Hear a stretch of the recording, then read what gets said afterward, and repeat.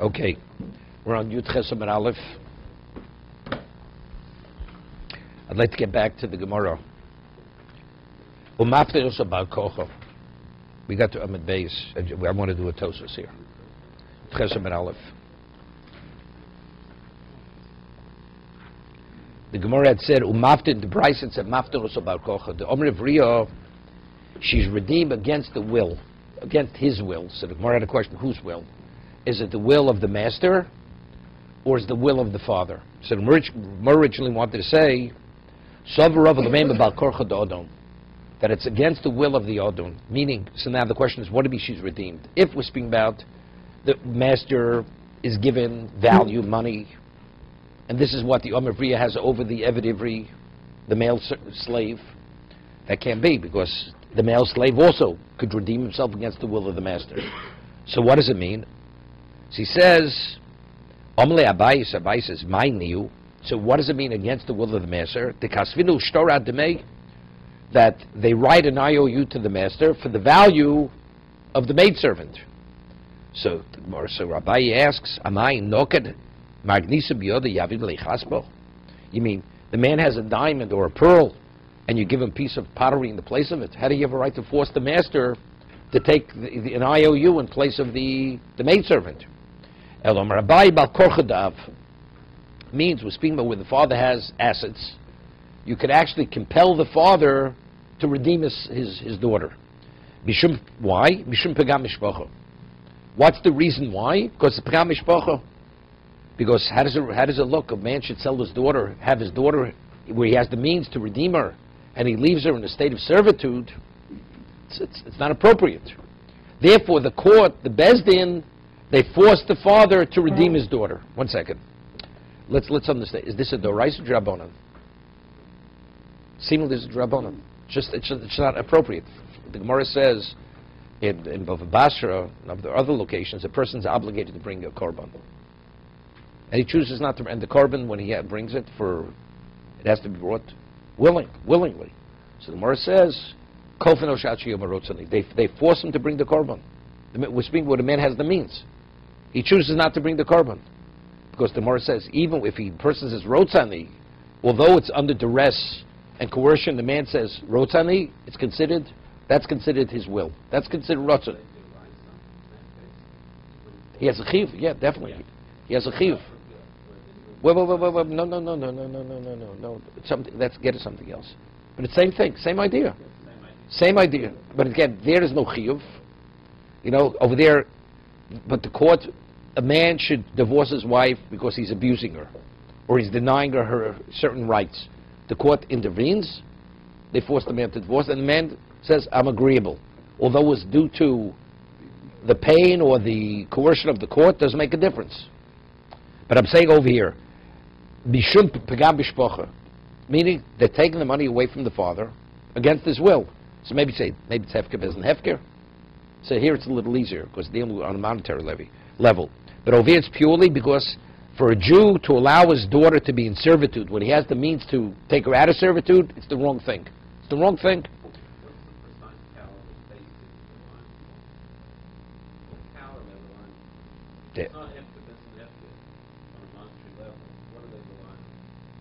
Well, they could have actually. No. They could force the person to agree to give the money with pain. As they could create enough pain that the man says, "I'm happy to do it," although that his consent and his being agreeable is only because he can't deal with the pain any longer. Right? That's like a rotzani. Because as the Rambam says, every Jew wants to do the right thing, doing the will of the Torah, that's doing the right thing. That's what you want to do. So I'm saying, Mishum Pagam Mishpocha. Here the father has the means. So there's no issue. Right? Then we talk about that's like an Eved Ivri. Right? If you're able to redeem it, you redeem it. You're not able, you don't. You haven't. No. He has money. If it would be an Eved Ivri, we don't force the family to redeem the Eved Ivri. But in Omer Vriya we do. Because Pagam Bishpocha, it's not appropriate. Wait. Every nami. Your question? No. This is a chazorah. Okay, this is what you were here. We should also compel the family. How does a family allow their relative to be in servitude when they have the means to redeem him? The answer is because he'll sell himself again. It's like a never-ending saga over here. Person goes into debt, you bail him out of debt, he's back into debt. Well, it says, the father will sell the daughter again. On that, the Gemara says, no. A father, once he sells his daughter once, he cannot sell her a second time. Omani Reb Shimoni. And it's going like Reb Shimon, because there's a machlokas tanoim, where the father could repeatedly sell his daughter into servitude. Okay, that's the Gemara. So over here, Tosa says, Pirish bekunchis, im yeshlo kofenosu, po deosa. When do they compel the father to redeem the daughter? If he has the means. If he has the means, that's when it's inappropriate. How do you let her languish in servitude and remain in servitude when you have the means?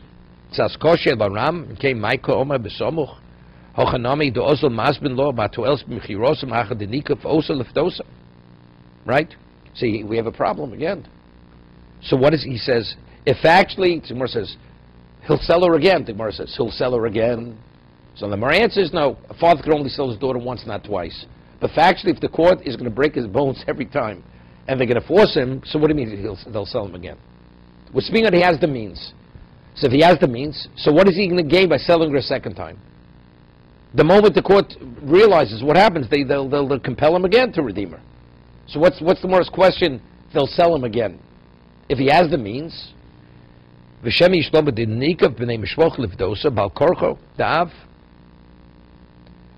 it's not the father, the family. The family,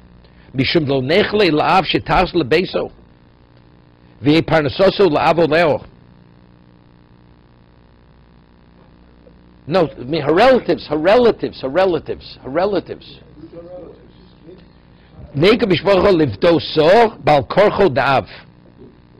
No, which means the father doesn't want to take the daughter back. He feels he doesn't have to support his daughter, right? It's actually an accommodation if his daughter is not at home, right? So we force the family to redeem her, even though it's causing a hardship to the father. It's going to to the father of the girl. Her family, her relatives will redeem. not her brothers, because they're serving the father. They can't go against the father's wishes. They could go if he's doing the wrong. They could go against the father's wishes. If he's doing the wrong thing, why can't the court just say you can't see? If you have money, you can't sell your daughter. If they can force him to redeem her, why can't they just say you can't even sell her? But what about he does sell her? Factually, he sold her. Good. It's a valid sale. Yeah. So now the Gemara says we compel the family to redeem her. To redeem her. Regardless whether the father likes her or not, because now the father's going to have to support his daughter again. That's the Gemara's question. The lo nechle la'av shtaz lebesav he parnasos lo'avodel. V'hashred necho shap. So that the Gemara's asking. So if that's the case, if he doesn't want to support her, he'll sell her again. Right? What is compelling the family to redeem her? What is the value of that? If the man doesn't want to feed his daughter, support his daughter, he'll sell him to slavery again. On that, Gemara says no. Once he does it once, he can't do it a second time. It's not valid. No. They on the Torah level, it's not valid. The first time it is valid. It's a valid sale. Right? And the Rabbanan can't make the idea that you can't sell it. Evidently, it's clear. Not a valid sale. Evidently, it's clear because Mercer is going like Reb Shimon. Why did the Gemara answer like you said? They should legislate that if father sells his daughter more than once, it's not a valid sale. Well, you see, that's not the case because we say yeshivchas achashivchus. A person can sell it, so we have to say we're of the opinion that once he sells his daughter once, he cannot sell her a second time. It's not valid. It's not valid. No, it's not valid. No. It's different. The Gemara asked that question. In Tamura. There's a question, there's a machlosa, Abai and Rava. The Torah tells you you're not permitted to do something. You do regardless. Is the result of your action, does it have any value? Is it binding? So one opinion is usually it's not binding. Someone asks on that opinion, but what about Grusha to a Kohen? Torah says he's not permitted, but yet it's a valid marriage. The marriage is binding. So on that, the Gemara says that's the exception to the rule. That's of course the Gemara says that the only negative result of that is a cholo. But outside of cholo, she's a married woman. Here, if he did sell her again, you say the family is bound to redeem? No. It's not valid. No, they don't have to undo the transaction. They don't have to undo the transaction. There's no transaction. That's what Gemara's answering. So what? I mean, you can't sell something that you have no right to sell. Let's say the Torah never introduced the concept that father could sell a daughter. Make the man give the money back. Of course, no question. So they undo the transaction. They're not undoing it. It was not a valid transaction. It's returning something. The person sells something that's stolen. And the buyer thought it was his. He gets his money back. It's understood. We were just discussing, interesting, there was a case not long ago, about a year ago, there was some person who was very dishonest. He was selling properties that never existed. And then the person went and he gave millions of dollars to tzedakah, I'm not saying charity, to tzedakah, of the money which was illegal. The word illegal is an understatement. It was stolen money. He never stole. He never sold property. He stole from people, and he gave millions of dollars, supported many institutions, or yeshivas, and afterwards, the question was restitution. Do you have to give the money back? So they ruled the money has to be given back. So till today, there are a number of yeshivas and kolim in Israel repaying every year. I mean, they can't pay it all back at one time. No, but here the money was spent. He gave to charities, they used the money. So Now what's happening? I don't know what's happening. And there's a lawsuit that's trying to get all the money back. They go to the six funds. He stole from people. And gave it to No, here there was no lawsuit. The ruling was given, and now they're paying back. No, I understand. Yeah, I understand. There's a trustee that's trying to get the money back. Right. Charities will receive the money and to regurgitate it. Many years ago, when this story was with Boski, so he had his name on the building on JTS. He gave one of the buildings there, and so there was something else. There, it wasn't the money. It was a question of insider trading. So therefore, it wasn't appropriate for them to keep his name on the building. They took it off. It's not because the money that they were given, they had to give back the money. That wasn't the case. But here, this is straight out stolen money, and they're still paying back the money. I don't know how many years it'll take back. But again, it's a legal transaction. The money is not yours. You have no right to take it. Unknowingly, they took it because they weren't aware that the man was a thief. Okay. Is that why the Gemara says Dodam Mishpocha, because it's really on the family to come and redeem that? Yeah. So the Gemara says, so what are they going to accomplish? They'll accomplish a lot. Regardless, as much as the father's against it, it's irrelevant. Okay, we're holding it on mid-base. 2 dots.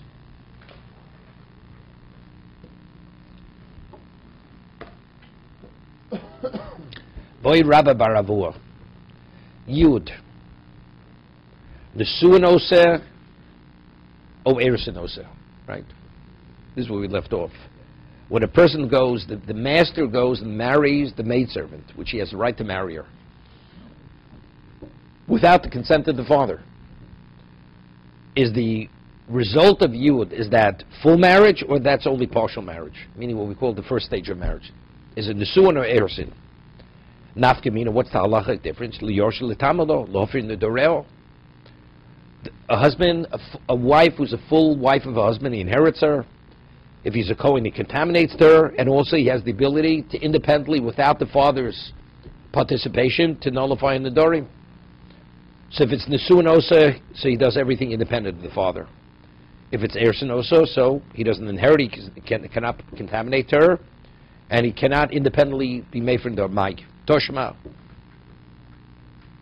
Now, we cited a Machlokas Reb Kiva and Reb Lezer. Reb Kiva says, when it says Bivigdobo, right? So Reb Kiva, we said, he's of the opinion Bivigdo. That's what? It's Eshem the Mikro. You have to go according to as it's read. right? The halacha is derived from the reading, not the way it's spelled. So bevigdo means when he spread his garment upon her, right? The father can, and then subsequently she's divorced. The father cannot sell her. Once he marries her, the father cannot sell her into servitude again, right? If the master marries her, then divorces her, the father can no longer sell her as a maidservant, although she's a minor. Reb Kiva, right? Okay, now, but how do I know this? Because it says bevigdoba. Once he spread his garment upon her, even though if she's subsequently divorced, he cannot sell her into slavery again. Toshma bevigdoba came shepiris taliso leo shuvenu rashoy lemochra. Zevunihu de lomazbin lo. It seems to, what could he not do? He cannot sell her again. Hoyudi miadlo. But again, but to marry her, he can marry her. So Tosov, he has the girsa. It means to be Makadish. Right? Because Yud. Selling her he cannot, but marry he can. What's that? We spoke about Yisom B'chayav. What's an orphan in the lifetime of a father? If a father marries off a daughter, and she's fully married as a minor, and then subsequently the husband divorces her, what's the halacha? The father could no longer marry her off on a Torah level. If a husband gives again, divorce is not dependent on intent, right? I feel about korcha. She doesn't do an act of acquisition. He just puts it in her hand. She's divorced. That terminates the relationship. So if she's fully married as a minor to a person, and then she's divorced, since she's fully left the jurisdiction of the father, she never goes back to the jurisdiction. So over here we said, if the father married her off, he can no longer sell her again into servitude. But the inference to servitude not, but to marry he can. But if you is nesuinose, right, when the master, he marries her, it's considered full marriage. He's not able to marry her off again either, because once she's fully left his jurisdiction, she no longer goes back. Once she's fully married, the father no longer has any jurisdiction over her. So what do we need the pasuk? What does the pasuk have to tell me that he can't sell her into servitude, but marriage yes, evidently. Elav shmami no. So from here it's clearly indicated ersin osa, that yud is ersin and not nesuin. Right? Seems to be a phenomenal proof.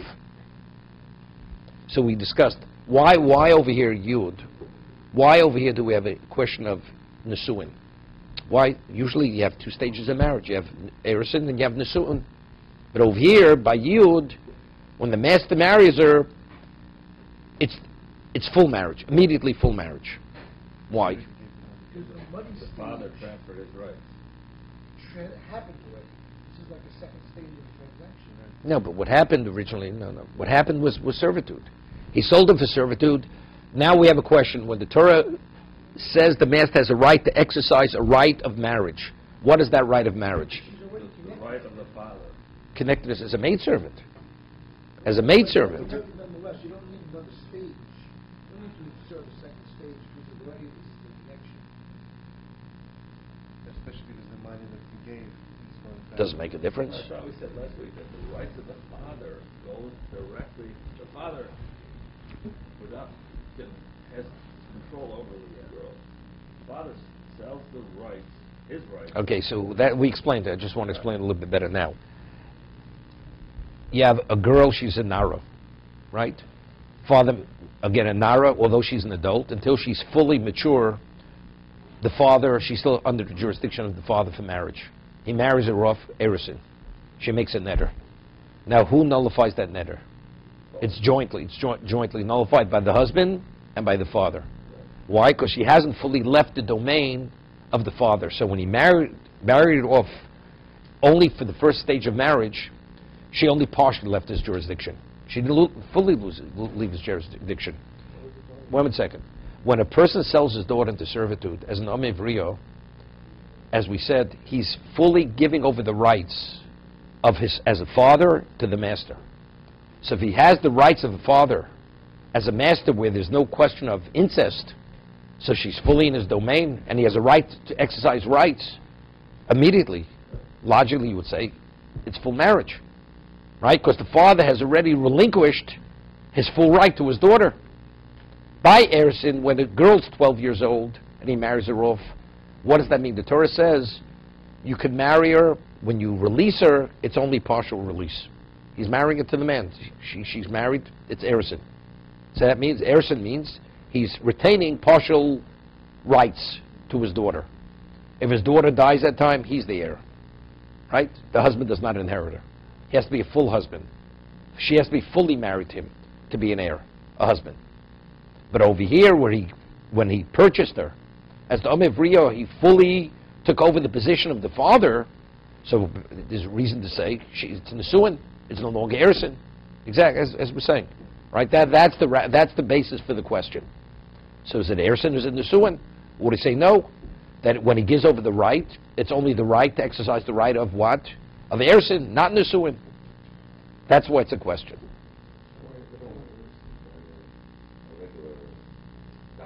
Because he's only marrying her off. If he gives her fully, then she leaves his jurisdiction. Because he says, I'm marrying you off only the first stage of marriage. And when it comes to chuppah, sure. What happens now he wants to fully marry? He has to come and ask for the consent of the father. Now the father says, now you can fully marry her. If she's not 12 and a half yet. If she's 12 and a half, then it has nothing to do with the father any longer. Of course, we do it today. But at one time, that's not the way it was done. I think I'm missing something. When it comes to annulment of the vows, I thought that if she makes a vow when she's a minor, it means nothing. There's no concept of annulment. 11 years old. 11 to 12, the vow has value. If she understands the significance of the vow, a girl between 11 and 12 years old, regarding a third party, not regarding the minor. Regarding the minor, she's not in violation. If she makes a vow which pertains to herself, the vow is not binding. But if she makes a vow, someone else is not permitted to benefit from her. The vow's in place. It's based on psukim. If you take a look in Rashi regarding the laws of vows, he cites the Gemara. So we're talking about that case. That case, right. It's a very narrow case. It's a year. It's a year of her. It's a period of a year between 11 and 12. Even though she's a minor, her statement Has significance. Where do we ever see something like this? Only by Nedorim.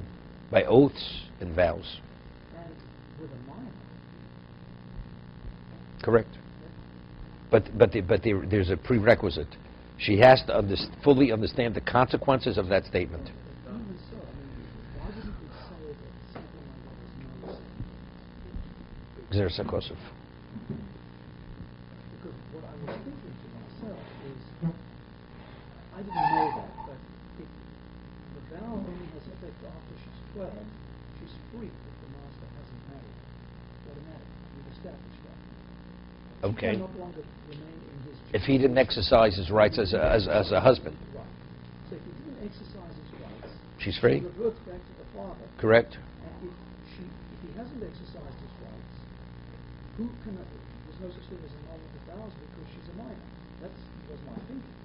Right. But that's not correct. So now let's say the master did not exercise his rights.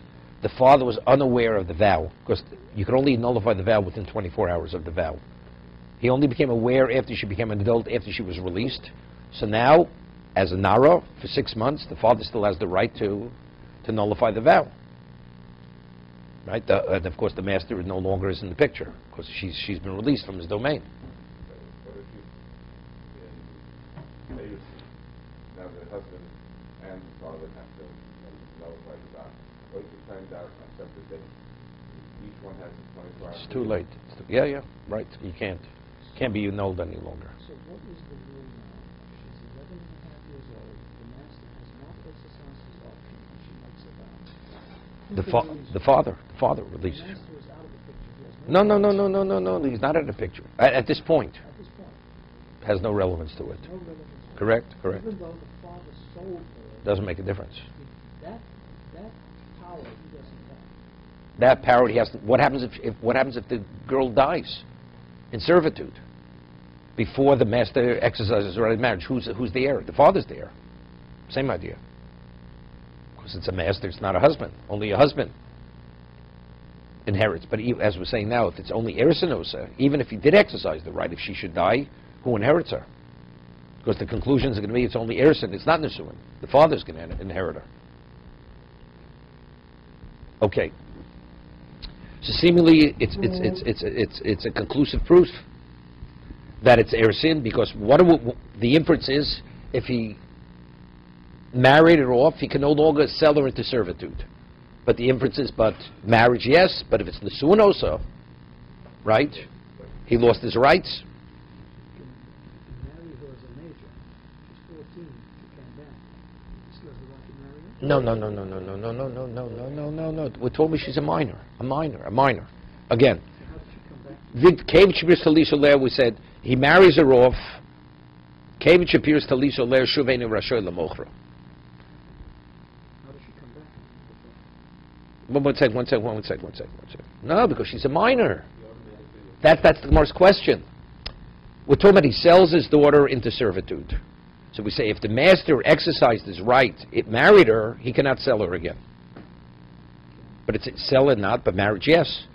But if Yud is marriage, full marriage, he can't even marry her because she's left his jurisdiction, fully left his jurisdiction. If Yud is Nesuin, so evidently, what do we see clearly? Yud is only Ersin, right? So seller he cannot sell her, but marry he can marry her. That's what we're saying. V'yam Nesuin also kevish nisa shemein lo via reshuspo. Yeah. How old is she? 10 years old. She's still Below adulthood. below adult. She's 10 years old. So it says now the husband, the master, the Jiyud, divorces her.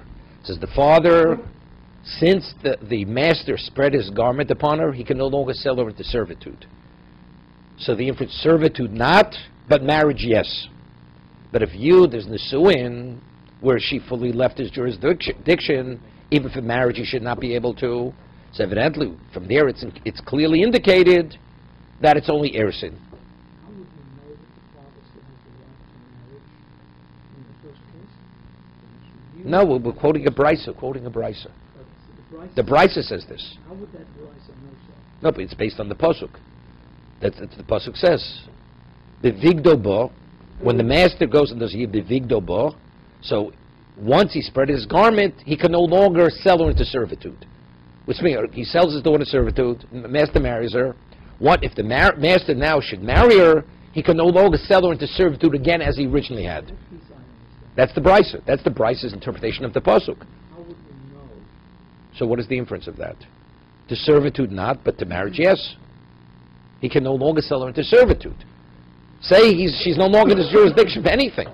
What do we have to discuss servitude? She's no longer under his jurisdiction. So he can't exercise any rights over her. So what does Torah have to say? Servitude. So evidently it's clear that what? That she's still under his jurisdiction.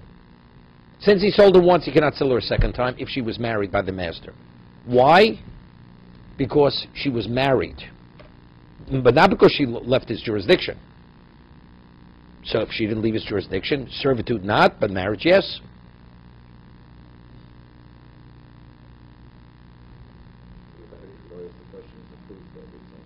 So you see clearly it's only Ersin. What are you saying that the one would not sell her to servitude again if she was Married. married? Well, that was everybody agreed before. There was machlok shivchus acha shivchus, yes or no. But if she's married, shivchus acha ishus not, right? So, but the question is, but if ishus is nesuin, you have no rights whatsoever. So evidently, you see, the father does retain rights. You see clearly, it's Ersin. She's still minor. And there's a divorce in this non-step. First or second step. And she's still minor. Where would you think she would go? That's why rabbinically, what happens if the father dies? Let's talk about on a case. A father marries his daughter off, fully marries her off. Ersin nesuin.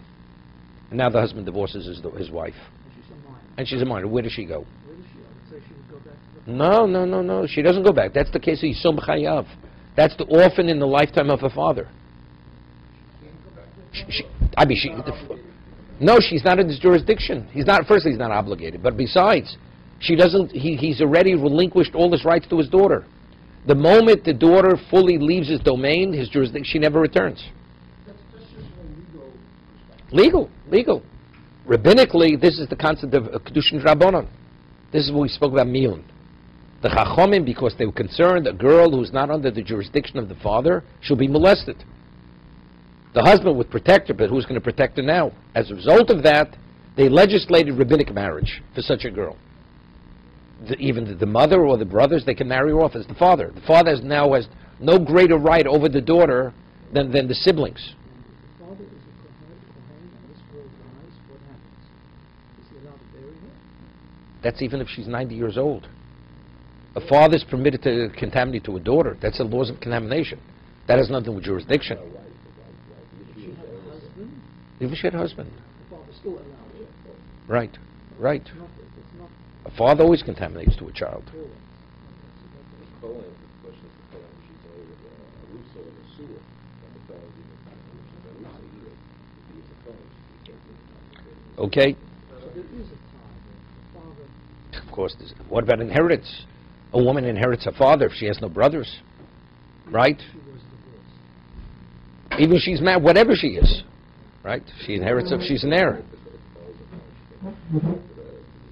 That's only if she had no children.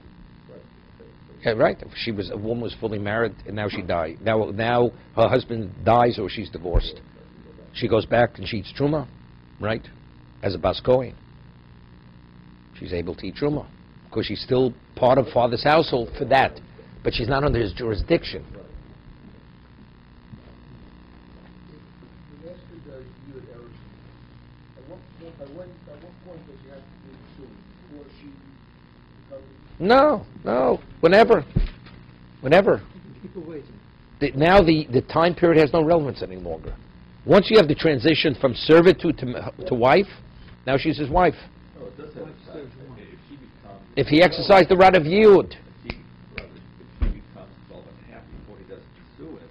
so now he has to ask her permission. Exactly. That's enough. So that's the... Yeah, good. So now she's an adult. Exactly. Yeah, but it has nothing to do with servitude. The 6-year period has no relevance. Right, now I was wondering about whether No. she was sued by a certain... So until 12 and a half, the father has to give his consent. After 12 and a half, she has to give her consent. Okay. So seemingly, it's a conclusive proof, it's Eres and Osa. On that, the Gemara says, Omer Rav Nachman, no. Hoche b'kedushin di al mokoi. The Torah is not speaking about where the master exercised yud, his yud rights. Hoche gomer, kevet shemosar aviyah l'mishin is chai b'sher k'susavo noso. Because the Torah says the various obligations the husband has to the wife should not be denied to the woman. It's not speaking within the context of an amevriya. It means if the father had given her over to a person where he has this level of obligation, shuveni yochel mochra. Why? Because she left his jurisdiction. No, excuse me. No, it's a regular marriage. We're talking about it's not within the context of servitude. Not yiyut. Toshma. No, because no. He has rights. No, he cannot sell her into servitude. No, he was speaking about. No. He married his daughter off a regular marriage. Kevin Shapiro's taliso leo, not the case of Amivriya. He no longer could sell her into servitude. Erison, regular case of Erison. Erison, not Nesuin. But maybe Yud is Nesuin. We're not speaking about this marriage was as a result of exercising Yud rights. So there's no proof. Toshma. A mochra lekrovim. We had this earlier. The father, is he permitted to marry it to a brother as a maidservant? The father wants to marry his daughter to his own brother, to the uncle or to a sibling. Sell her as a maidservant. Well, that would speak where he cannot do yield. Where he cannot do yield. Wait. Is it a valid sale? That's the question. Is it? Yeah. Right. I'm talking to a sibling. Right? A mochra lekrovim. Omru mochra lekrovim. He can, even though yud cannot be exercised, it's a valid sale. Tanakama says it's not a valid sale unless yud can be exercised. Rebbe Lezer says it is a valid sale.